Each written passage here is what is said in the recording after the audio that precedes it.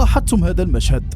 4 مدافعين يطاردون لاعبا واحدا. لست بحاجة لسماع المحللين لتعرف قيمة لامين يامال، يكفيك فقط أن تراقب الذعر التكتيكي الذي يسببه للمنافسين بمجرد لمس الكرة. الأمر لم يعد مجرد مهارات عابرة، يامال هذا الموسم هو الوحيد الذي كسر حاجز 100 مراوغة ناجحة وتجاوز حصيلته التهديفية للموسم الماضي بالكامل. إنه يتطور بسرعة تجعل كبار المدافعين يبحثون عن أي وسيلة لإيقافه حتى لو اضطروا للتكتل ضده كفريق كامل. بحذائه الجديد من أديداس لم يكتفي يامال بتقديم المتعة، بل قدم درسا في الكفاءة. مراوغته الشهيرة ضد مدافع أتلتيكو بلباو لم تكن للاستعراض، بل كانت تمهيدا لهدف سينمائي سكن الشباك ببرود الكبار. لهذا السبب نرى الآن 4 لاعبين يلاحقونه كظله خوفا من تكرار الكارثة. أرقام مذهلة ونضج سابق لسنه. فبرأيكم هل أصبح يامال هو المفتاح الأول لانتصارات برشلونة هذا الموسم؟